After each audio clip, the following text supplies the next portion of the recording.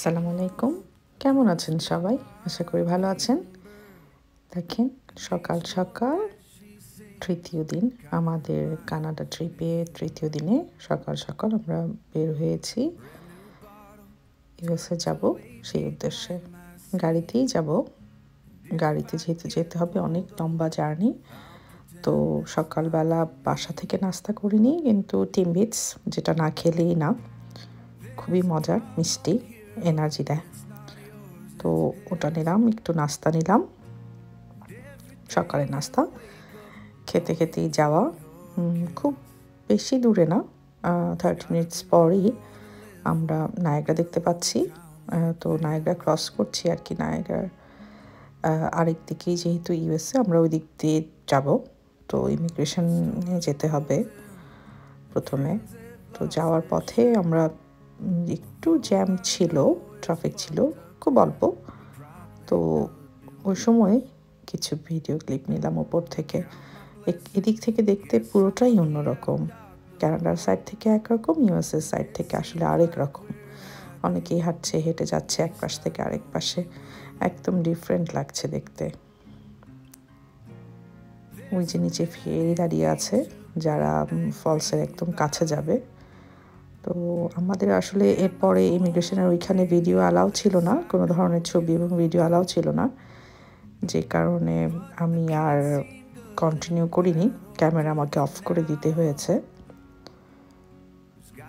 আমরা কিউয়ে দাঁড়িয়েছিলাম, ইমিগ্রেশন পার হলাম। বেশি সময় লাগেনি আসলে, যেহেতু ইউরোপ থেকে আমরা যাচ্ছি। তো আমাদের জাস্ট একটু দেখেই ছেড়ে দিয়েছে, বেশি সময় লাগেনি। 30 মিনিটসের মধ্যেই আমরা ইমিগ্রেশন পার হয়ে আবার গাড়িতে করে এবার ইউএসএ চলছে। ওই যে বাংলাদেশের ফ্ল্যাগ দেখতে পাচ্ছেন কিনা জানি না।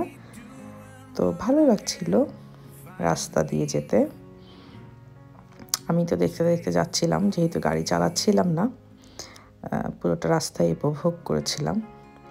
তো সুন্দর ওয়েদার, খুব বেশি গরম ছিল না ওই দিন, আবার অনেক তো ঠান্ডাও না, সামার ছিল যেহেতু, কিন্তু অনেক গরম ছিল না ওই সময়, মোটামুটি ছিল। আর অনেক সকাল যেহেতু, খুব ভালো লাগছিল আসলে সূর্য দেখতে, আলো দেখতে।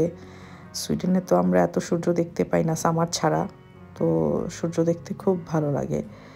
আর মানে এত নিরিবিলি রাস্তায় লং ড্রাইভ, আসলে কী যে ভালো লাগে। দেখেন রাস্তাটা কি সুন্দর আঁকা বাঁকা হয়ে গিয়েছে, কত দূর থেকে দেখা যাচ্ছে। ভিডিও অন করতে করতেই আসলে অনেক সময় এরকম হয় যে সব সময় তো আর মোবাইল থাকে না, চোখ দিয়েও সৌন্দর্য দেখতে হয়। তো অনেক সময় দেখা যায় যে মোবাইলটা অন করেছি, ভিডিও অন করেছি হাতে নিয়ে মোবাইল, কিন্তু সেই যেটা আপনাদের দেখাতে চাচ্ছিলাম সেটা আসলে পাস করেছি। আর রাস্তায় তো আসলে থামার কোনো অপশন নাই, অবশ্যই মানে গাড়ি তো চলবেই, খুব স্বাভাবিক।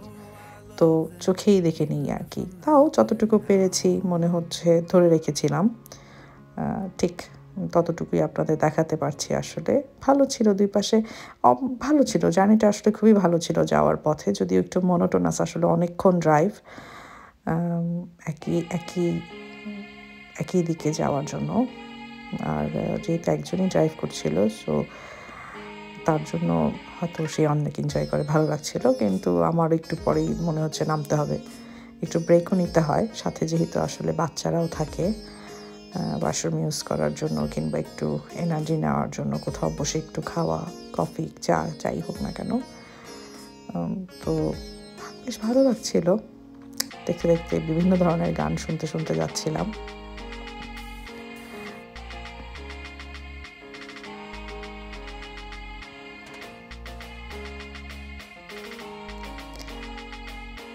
আমার হাজব্যান্ড মনে হচ্ছে না গাড়ি আস্তে চালাতে পারে। আমি অনেক সময় ভিডিও করতেও ভয় পাই, আসলে হাত কাঁপে, আমারই হাত কাঁপে, মনে হয় যে আমি ব্যালেন্স হারিয়ে ফেলব। আসার সময় যদিও আমরা এই রাস্তাটাই নিই, আরেক দিক দিয়ে এসেছিলাম, যেহেতু আসলে ইউএসএ থেকে কানাডায় অনেক দিক দিয়েই আসা যায়। তো আমরা আরেকটা রাস্তা নিয়েছিলাম, এই সেম ভিউটা ছিল না, ডিফারেন্ট কিছু ছিল, কিন্তু এটা ভালো ছিল, এটা অনেক ভালো ছিল। পাহাড়ি রাস্তা ছিল, সুন্দর ছিল। আপনাদের সাথে কথা বলতে বলতে আমরা আমাদের গন্তব্যে চলে এসেছি, ভার্জিনিয়াতে। তো আর কিছুক্ষণ পরই আমরা আমাদের গন্তব্যে চলে যাব। ভালো লাগছে। দেখেন প্লেনটা নামছে, সামনে এয়ারপোর্ট। আর এই তো এটা হচ্ছে সেই বিখ্যাত গাড়ি যেটাতে আমাদের এই পুরো ট্রিপের সাথেই ছিল। তো তার একটা ছবি না তুললেই না। Bye bye.